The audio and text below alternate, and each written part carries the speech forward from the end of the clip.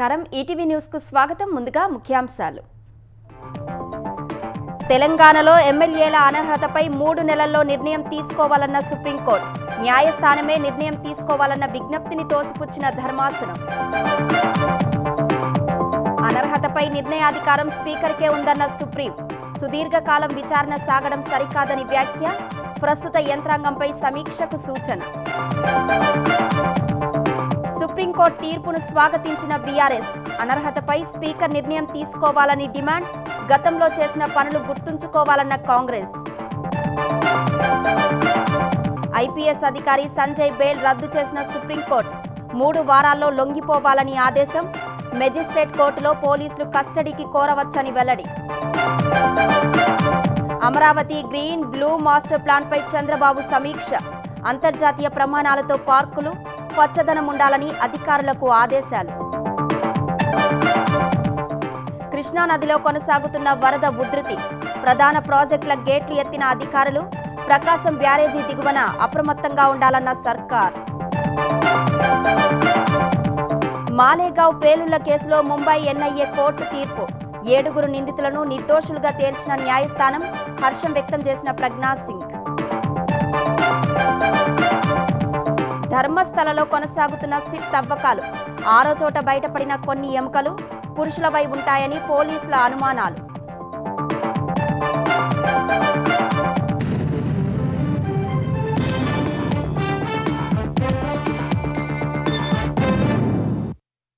తెలంగాణలో పార్టీ మారిన 10 ఎమ్మెల్యేలపై అనర్హత చర్యలను వీలైనంత త్వరగా 3 నెలల్లోపు తీసుకోవాలని సుప్రీంకోర్టు స్పీకర్కు సూచించింది.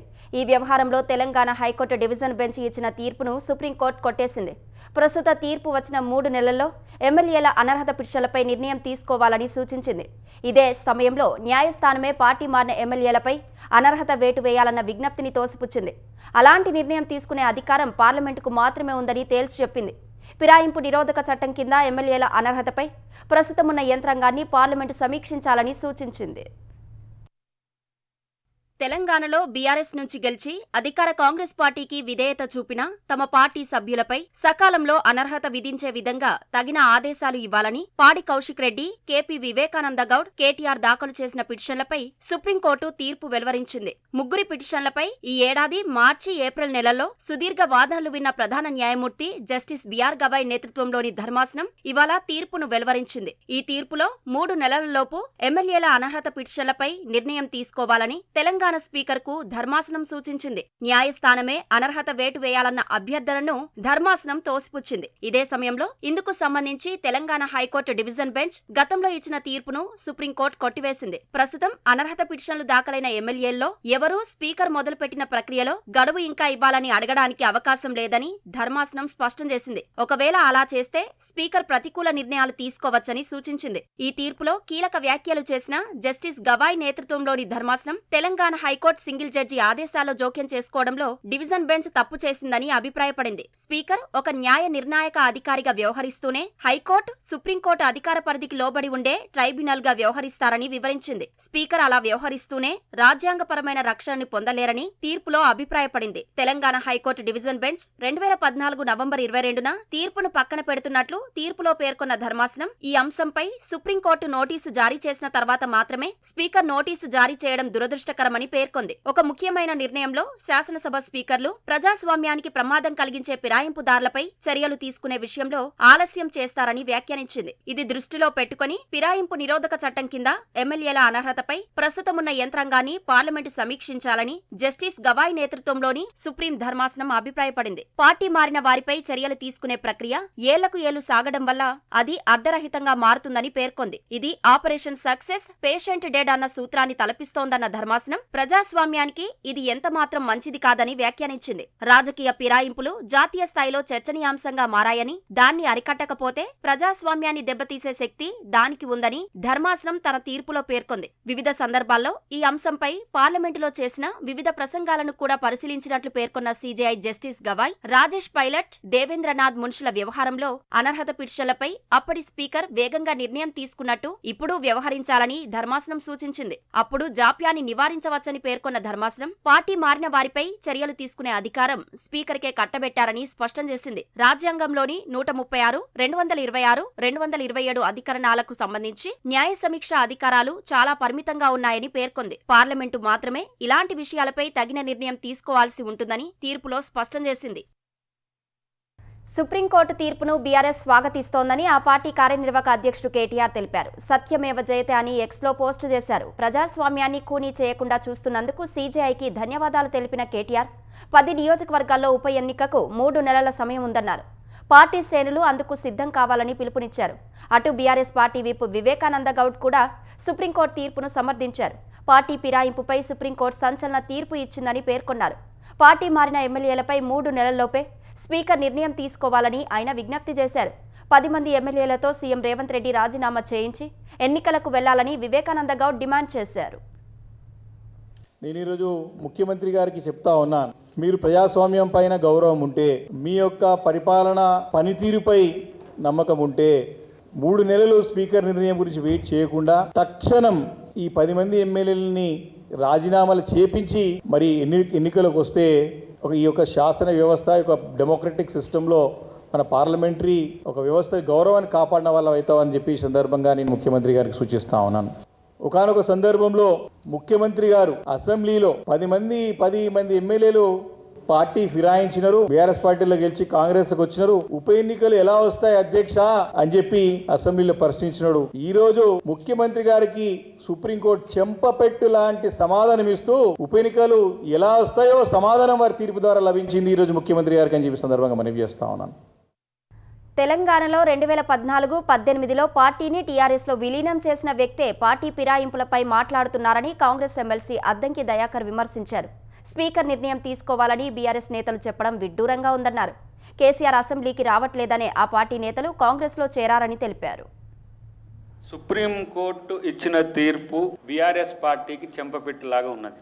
ఆ పార్టీ నాయకులు ఆ జడ్జిమెంట్ని కనుక చదివితే వాళ్ళకు అర్థమవుతుంది. స్పీకర్ యొక్క హక్కును ఎప్పుడు కూడా సుప్రీంకోర్టు కానీ హైకోర్టు కానీ ఎప్పుడు కూడా ప్రశ్నించదు. నిర్ణయం తీసుకోవాలని చెప్పగలుగుతుంది, డైరెక్షన్ ఇవ్వగలుగుతుంది తప్పితే వాళ్ళు చెప్తున్నట్టుగా కాంగ్రెస్ పార్టీకి చెంపపెట్టు, కాంగ్రెస్ పార్టీ ఇష్యూ కాదు ఇది. ఫస్ట్ వాళ్ళకి తెలియంది ఏంటంటే ఇది స్పీకర్కు సంబంధించిన అంశం, అదొక న్యూట్రల్ వ్యవస్థ.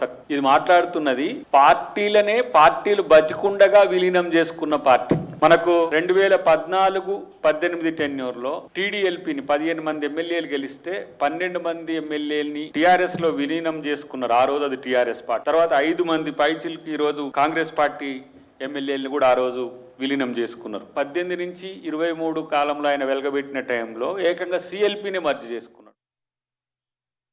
స్పీకర్ ముందు పిటిషన్లను 3 నెలల్లో పరిష్కరించాలన్న సుప్రీంకోర్టు తీర్పు స్వాగతించదగిందని తెలుగుదేశం సీనియర్ నేత యనమల రామకృష్ణుడు అన్నారు.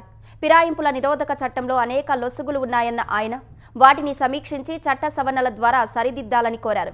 స్పీకర్ ముందు దాఖలైన పిటిషన్లను పరిష్కరించడానికి ఎలాంటి కాలపరిమితి లేదన్నారు. సభాపతి నిర్ణయం వెలువడే వరకు కోర్టులు జోక్యం చేసుకోలేవని తెలిపారు. అనేక శాసనసభల్లో ఈ రకమైన పిటిషన్లు అపరిమితంగా పెండింగ్ ఉన్నాయని, అందుకే ఫిరాయింపుదారులు అనర్హత నుంచి విముక్తి పొందుతున్నారని అన్నారు. స్పీకర్ నిర్ణయం తీసుకున్న తర్వాత కోర్టులు జోక్యం చేసుకుని న్యాయపరంగా తమ తీర్పులను ఇవ్వవచ్చని యనమల అన్నారు. ఆంధ్రప్రదేశ్ అగ్నిమాపక దళం డీజీగా పనిచేసిన సమయంలో అవినీతికి పాల్పడ్డారనే కేసులో ఐపీఎస్ అధికారి సంజయ్కి సుప్రీంకోర్టులో గట్టి ఎదురుదెబ్బ తగిలింది. ఈ కేసులో ఆయనకు ఏపీ హైకోర్టు జారీ చేసిన ముందస్తు బెయిల్ను సుప్రీంకోర్టు రద్దు చేసింది. కోర్టు ముందు లొంగిపోవడానికి 3 వారాల సమయం ఇచ్చింది. సంజయ్ కస్టడీ కోసం మెజిస్ట్రేట్ కోర్టులో దర్యాప్తు సంస్థ పిటిషన్ దాఖలు చేసుకోవచ్చని సుప్రీంకోర్టు స్పష్టం చేసింది. ఇదే సమయంలో బెయిల్ కోసం సంజయ్ మెజిస్ట్రేట్ కోర్టుకు వెళ్లవచ్చని తెలిపింది. ఐపీఎస్ సంజయ్కు హైకోర్టు ముందస్తు బెయిల్ ఇవ్వడాన్ని సవాల్ చేస్తూ సుప్రీంకోర్టును ఆశ్రయించిన ఏపీ ప్రభుత్వం అగ్నిమాపక విభాగం డీజీగా పనిచేసిన సమయంలో ఆయన ప్రభుత్వ నిధులు దుర్వినియోగం చేశారని విజిలెన్స్ నిర్ధారించినట్లు కోర్టుకు వివరాలు అందింది. దళితులకు ఎస్సీ ఎస్టీ అట్రాసిటీ చట్టంపై అవగాహన కల్పించే కార్యక్రమాల పేరిట ఆయన దుర్వినియోగానికి పాల్పడినట్టు ఆధారాలతో పూర్తి వివరాలను ప్రభుత్వం కోర్టుకు అందించింది. విజిలెన్స్ నివేదిక ఆధారంగా చర్యలకు ఉపక్రమించగానే హైకోర్టు ఆయనకు ముందస్తు బెయిల్ ఇచ్చిందని తెలిపింది. ఈ వాదనలు విన్న కోర్టు సంజయ్ ముందస్తు బెయిల్ రద్దు చేసింది. ఏపీ ప్రభుత్వ పిటిషన్పై విచారణ సమయంలో సంజయ్కి ముందస్తు బెయిల్ ఇస్తూ హైకోర్టు 49 పేజీల తీర్పు రాయడంపై విస్మయం వ్యక్తం చేసింది. ముందస్తు బెయిల్ దశలోనే హైకోర్టు ట్రయల్ పూర్తి చేసినట్లు ఉందని వ్యాఖ్యానించింది. ఏపీ మద్యం కుంభకోణం కేసులో జప్తు చేసిన సొమ్ము బ్యాంకులో డిపాజిట్ చేయాలని విజయవాడ ఏసీబీ కోర్టు సిట్ అధికారులను ఆదేశించింది. ఎస్బీఐలో డిపాజిట్ చేయాలని సూచించింది. శంషాబాద్ కాచారంలో నిన్న సిట్ జప్తు చేసిన 11 కోట్ల రూపాయల నగదును ప్రస్తుతం విజయవాడ సిట్ కార్యాలయంలో ఉంచారు. మరోవైపు ఈ కేసు దర్యాప్తు చేస్తున్న సిట్ బృందం ముంబై వెళ్లింది. మద్యం ముడుపుల నగదును షెల్ కంపెనీల ద్వారా తరలించినట్లు గుర్తించిన సిట్ ఆ కంపెనీల వివరాలను ఆరా తీసేందుకే ముంబై వెళ్లినట్లు తెలుస్తోంది. ప్రస్తుతం అదుపులో ఉన్న పురుషోత్తం వరుణ్ నుంచి కీలక విషయాలు సిట్ రాబడుతుంది. వరుణ్ ఇచ్చిన సమాచారంపైనే హైదరాబాద్ శివార్లలోని ఫామ్ హౌస్లో దాచిన మద్యం ముడుపుల నగదు 11 కోట్ల రూపాయలను సిట్ అధికారులు స్వాధీనం చేసుకున్నారు. అమరావతిలో అంతర్జాతీయ స్థాయి ప్రమాణాలతో పార్కులు, హరిత ప్రాంతం ఉండే విధంగా చర్యలు తీసుకోవాలని ముఖ్యమంత్రి చంద్రబాబు అధికారులను ఆదేశించారు. ఔషధ మొక్కలను నాటడం సహా అమరావతిలో బయోడైవర్సిటీ ఉండేలా కార్యాచరణ చేపట్టాలని సూచించారు. Amaravati beautification, green blue master ప్లాన్పై చంద్రబాబు సమీక్ష నిర్వహించారు. అమరావతిలో ట్రంక్, ఎల్పీఎస్ సహా ఇతర అనుబంధ రోడ్లు, బఫర్ జోన్లలో ప్లాంటేషన్, బ్యూటిఫికేషన్, అవెన్యూ ప్లాంటేషన్పై అధికారులతో సీఎం చర్చించారు. గ్రీన్ బెల్ట్ ప్రాంతంలో దేశీయ వృక్ష జాతులు ఉండేలా చూడాలని చెప్పారు. రివర్ ఫ్రంట్ కూడా సుందరంగా కనిపించేలా తీర్చిదిద్దాలన్నారు. జగన్ 5 ఏళ్ల పాలనలో సీఎంఆర్ఎఫ్ నిధులను పక్కదోవ పట్టించి పేదలకు వైద్యాన్ని దూరం చేశారని మంత్రి నిమ్మల రామానాయుడు మండిపడ్డారు. పశ్చిమ గోదావరి జిల్లా పాలకొల్లులో ఆయన సీఎంఆర్ఎఫ్ చెక్కులు పంపిణీ చేశారు. 82 మందికి 61 లక్షల రూపాయల చెక్కులను అందజేశారు. పేదలకు వైద్య సాయం అందించడంలో జగన్ మానవత్వం మరిచారన్న నిమ్మల, రాష్ట్రం ఆర్థిక ఇబ్బందుల్లో ఉన్న ముఖ్యమంత్రి చంద్రబాబు సీఎం సహాయ నిధిని పునరుద్ధరించిన విషయాన్ని గుర్తు చేశారు. గత 5 సంవత్సరాల వైసీపీ పాలన కూడా మీరు చూశారు. పాలకుల్లో ఎక్కడైనా ఎవరైనా 1 రూపాయి మీరు వైద్యం చేయించుకుంటే సాయం చేసినటువంటి పరిస్థితి మీ గ్రామంలో గాని మీ వార్డులో గాని ఎవరికైనా ఎక్కడైనా ఉందా? ఆ రోజు పాపం మీరందరూ కూడా మీ బిల్లులు పట్టుకెళ్లి వాళ్ళ ఆఫీసులు కాడిస్తే మరి అవి కాలగొట్ల మీద, బోధగొట్ల మీద, డస్ట్ బిన్ దగ్గర, లేకపోతే ఇన్ఛార్జ్ పాలకులు ఖాళీ చేసినప్పుడల్లా వాళ్ళ ఆఫీసుల్లో తట్టల పుట్టల కింద మీ యొక్క అప్లికేషన్ అన్ని కూడా ఉండిపోయినటువంటి పరిస్థితి. కానీ ఈ రోజు అటువంటి పరిస్థితి లేకుండా ప్రతి నియోజకవర్గంలోనూ కూడా పెద్ద ఎత్తున ఇటువంటి ముఖ్యమంత్రి సహాయ నిధులు చెక్కులు అందజేస్తూ ఉన్నాం. గతంలో ఉన్నటువంటి నాయకులు కూడా చూసాం. ఈ యొక్క శాండ్ లో ఎంత వస్తుంది, ఈ లిక్కర్ లో ఎంత వస్తుంది, ఈ మైన్స్ లో ఎంత వస్తుంది, ఈ విలువైనటువంటి ల్యాండ్స్ కబ్జా చేస్తే ఎంత వస్తుంది అనేటువంటి ఆలోచన చేసినటువంటి నాయకులు వాళ్ళందరూ. సినీ నటుడు హిందూపురం ఎమ్మెల్యే నందమూరి బాలకృష్ణ పార్లమెంటు ఆవరణలో సందడి చేశారు. సైకిల్ ఎక్కి కాసేపు హడావిడి చేశారు. కేంద్ర పట్టణాభివృద్ధి శాఖ మంత్రి మనోహర్ లాల్ ఖట్టర్ను కలిసేందుకు ఢిల్లీ వెళ్లిన బాలకృష్ణకు విజయనగరం ఎంపీ అప్పల నాయుడు తాను రోజు పార్లమెంటుకు వచ్చే సైకిల్ చూపించారు. అది చూసిన బాలకృష్ణ అదే సైకిల్పై కాసేపు సందడి చేశారు. అనంతరం మనోహర్ లాల్ ఖట్టర్ను కలిసి తన నియోజకవర్గ అభివృద్ధికి సంబంధించిన పలు విజ్ఞాపనలు అందించారు. అనంతరం పార్టీ ఎంపీలతో స్పీకర్ ఓం బిర్లాను మర్యాదపూర్వకంగా కలిశారు. కాళేశ్వరం ప్రాజెక్టులో భాగంగా నిర్మించిన మేడిగడ్డ, అన్నారం, సుందిల్లా ఆనకట్టలకు సంబంధించిన లోపాలు, ఇతర అంశాలపై justice PC Ghosh commission Telangana ప్రభుత్వానికి నివేదిక అందించింది. సాంకేతిక, ఆర్థికపరమైన అంశాలు సహా విధానపర నిర్ణయాలకు సంబంధించి విచారణ చేసిన కమిషన్ విచారణ నివేదికను సిద్ధం చేసింది. నివేదిక 3 సంపుటాల్లో 650 పేజీలకు పైగా ఉంది. 2024 మార్చి 14న రాష్ట్ర ప్రభుత్వం ఇచ్చిన ఉత్తర్వులోని విధి విధానాలకు అనుగుణంగా ఇంజనీర్లు, అధికారులు, నిర్మాణ సంస్థల ప్రతినిధులు, రాజకీయ నాయకులు, ఇతరులను కమిషన్ విచారణ చేసింది. రీ ఇంజనీరింగ్ మొదలు ఆనకట్టల డిజైన్, లొకేషన్, నిర్మాణం, నాణ్యత, నిర్వహణ సంబంధిత అంశాలపై కమిషన్ దృష్టి సారించింది. టెండర్ ప్రక్రియ, అంచనాల పెంపు, చెల్లింపులు, కాళేశ్వరం కార్పొరేషన్ తదితరాలపై విచారణ చేసింది. కమిషన్ గడువు నేటితో ముగుస్తున్న తరుణంలో నివేదికను రాష్ట్ర ప్రభుత్వానికి సమర్పించారు. నీటిపారుదల శాఖ ముఖ్య కార్యదర్శి రాహుల్ బొజ్జా బీఆర్కే భవన్కు వచ్చి జస్టిస్ పీసీ ఘోష్ నుంచి నివేదిక ప్రతిని తీసుకున్నారు. రాష్ట్ర ప్రభుత్వ ప్రధాన కార్యదర్శికి అందించనున్నట్లు రాహుల్ బొజ్జా తెలిపారు.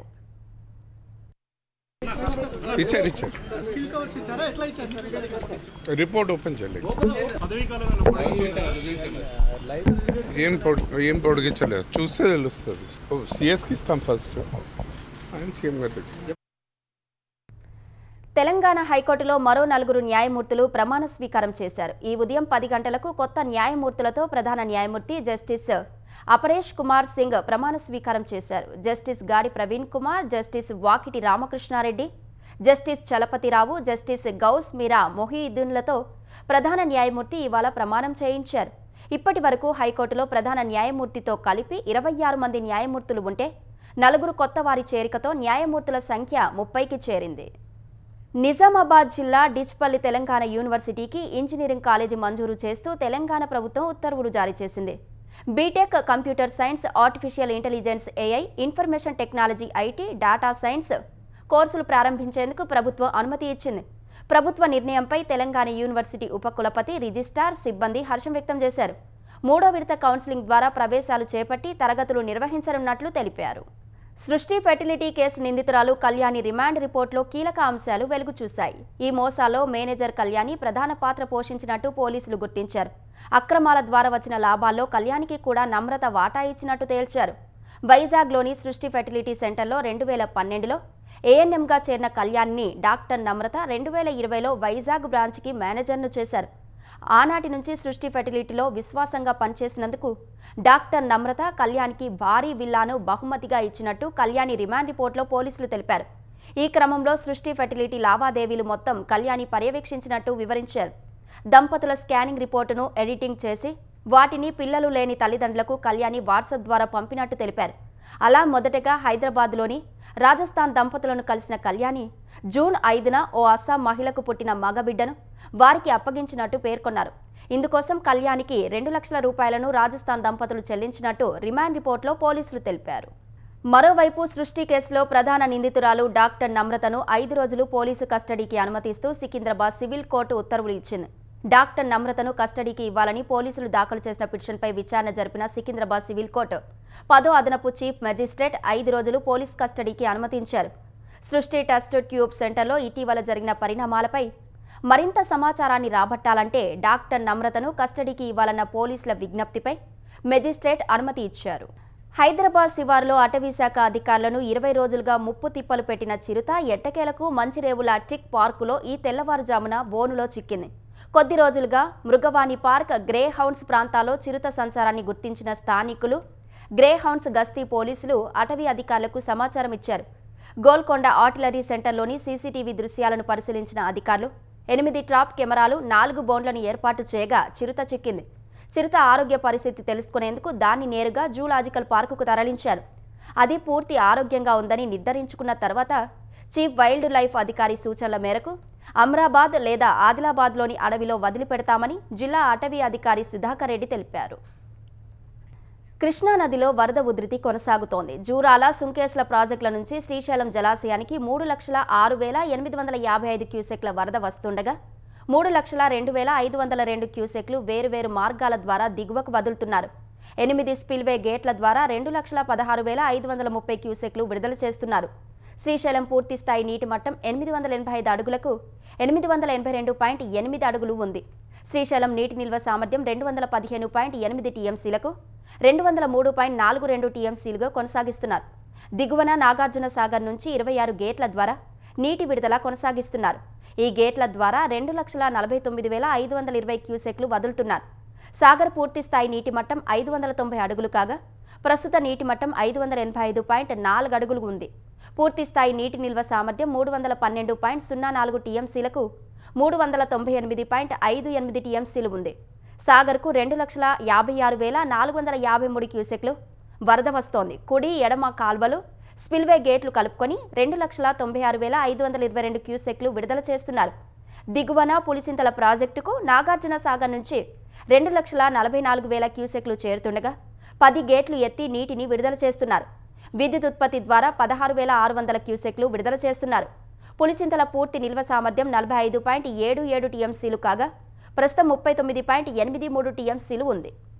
శ్రీశైలం, నాగార్జున సాగర్ నుంచి భారీగా నీటిని విడుదల చేస్తున్నందున విజయవాడ, ప్రకాశం బ్యారేజీ వద్ద వరద ఉధృతి పెరుగుతోంది. ఎగువ నుంచి 2,65,000 క్యూసెక్ల వరద వస్తుండగా మొత్తం 70 గేట్లు ఎత్తి దిగువకు నీటిని విడుదల చేస్తున్నారు. కృష్ణా తూర్పు, పశ్చిమ ప్రధాన కాల్వలు, గుంటూరు ఛానళ్ల నుంచి నీటిని వదులుతున్నారు. వరద ఉధృతిని దృష్టిలో పెట్టుకుని కృష్ణానది పరివాహక ప్రాంత ప్రజలు, లంక గ్రామ ప్రజలు అప్రమత్తంగా ఉండాలని ఎన్టీఆర్ జిల్లా కలెక్టర్ డాక్టర్ జి. లక్ష్మీష విజ్ఞప్తి చేశారు. ఎన్టీఆర్ జిల్లా పరిధిలోని ఇబ్రహీంపట్నం మండలం చిన్నలంక, ఫెర్రీఘాట్ ప్రాంతాల్లో పర్యటించిన కలెక్టర్ ముంపు పరిస్థితిని పర్యవేక్షించారు. కృష్ణానదికి వరద దృష్ట్యా జిల్లా కలెక్టర్ కార్యాలయంలో కంట్రోల్ రూమ్ ఏర్పాటు చేసినట్టు చెప్పారు. వరద ముంపు బాధితులు 915499 704554 ఫోన్ నెంబర్కు సమాచారం ఇవ్వాలని కలెక్టర్ తెలిపారు. తక్షణం వరద సహాయ చర్యల్లో పాల్గొనేందుకు క్షేత్రస్థాయిలో సమన్వయ శాఖల బృందాలను సిద్ధం చేశారు.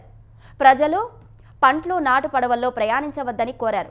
వరద నీటిలో ఈతకు వెళ్లడం, చేపలు పట్టడం చేయరాదని విపత్తు నిర్వహణ సంస్థ కోరింది.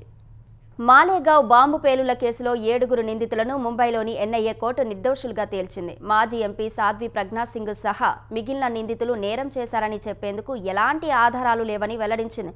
మాలేగావ్లో బైక్లోనే బాంబు పెట్టినట్లు ఎన్ఐఏ నిరూపించలేకపోయిందని పేర్కొంది. మాజీ ఎంపీ సాధ్వి ప్రజ్ఞా సింగ్కు సొంత బైక్ ఉన్నట్లు ఆధారాలు లేవని పేర్కొంది.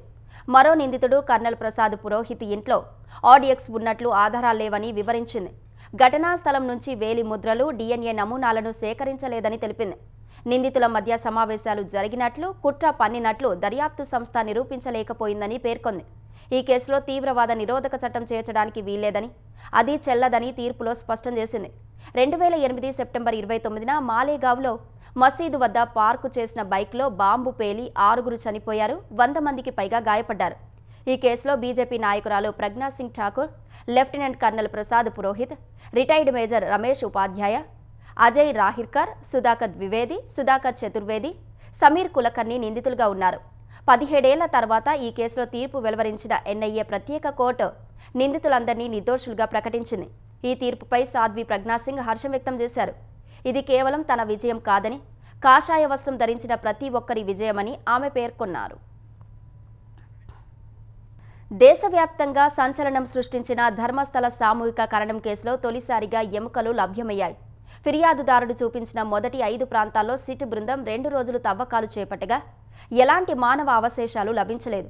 6వ ప్రాంతంలో ఇవాళ తవ్వకాలు జరపగా కొన్ని ఎముకలు బయటపడ్డాయి. వాటిని సేకరించిన సిట్ అధికారులు ఫోరెన్సిక్ ల్యాబ్కు పంపించారు. ఫోరెన్సిక్ ల్యాబ్లో వాటి వయస్సు, లింగం, ఎప్పుడు పాతిపెట్టారనే అంశాలపై పరీక్షలు జరపనున్నారు. ఫోరెన్సిక్ ఫలితాలు తర్వాతే పూర్తి వివరాలు తెలుస్తాయని సిట్ అధికారులు చెబుతున్నారు. ఇప్పటి వరకు ఎలాంటి ఆధారాలు లభించని ఈ కేసులో దొరికిన ఎముకలు అత్యంత కీలకం కానున్నాయని పోలీసు వర్గాలు పేర్కొన్నాయి. అయితే లభ్యమైన ఎముకలు మగవారిపై ఉంటాయని పోలీసులు అనుమానిస్తున్నారు. అటు ఫిర్యాదుదారుడు చెప్పిన మిగతా ప్రదేశాల్లోనూ తవ్వకాలు జరిపిన తర్వాతే ఈ కేసు కొలిక్కి రానుందని వెల్లడించాయి.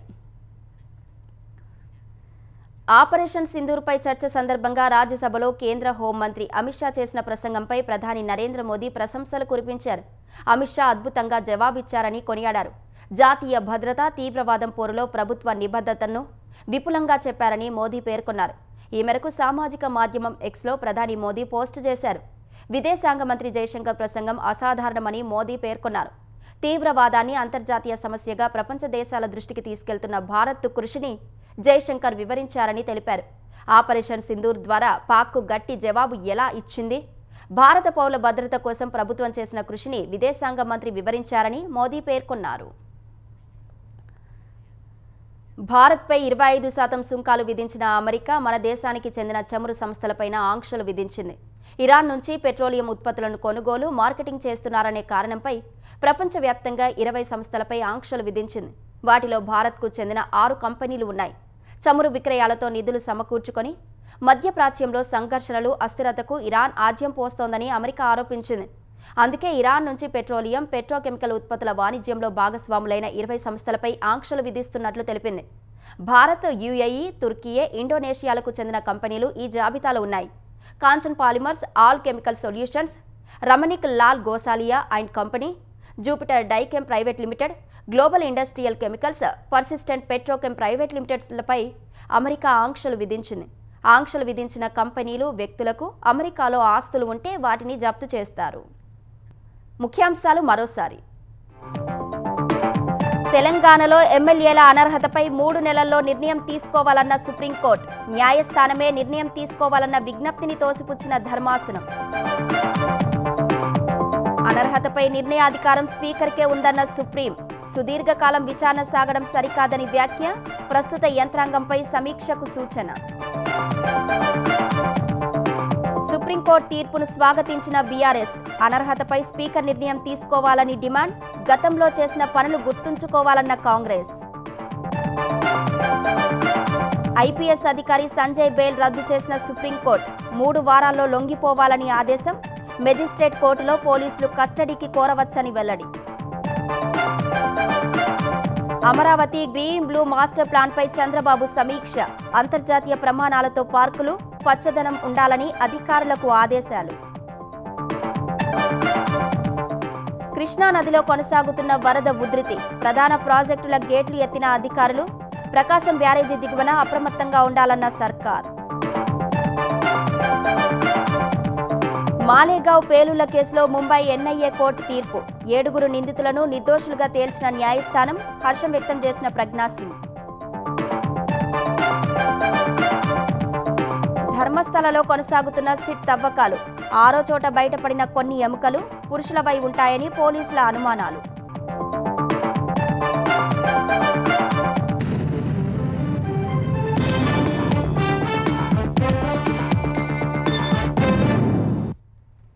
ఈటీవీ న్యూస్ సమాప్తం. నమస్కారం.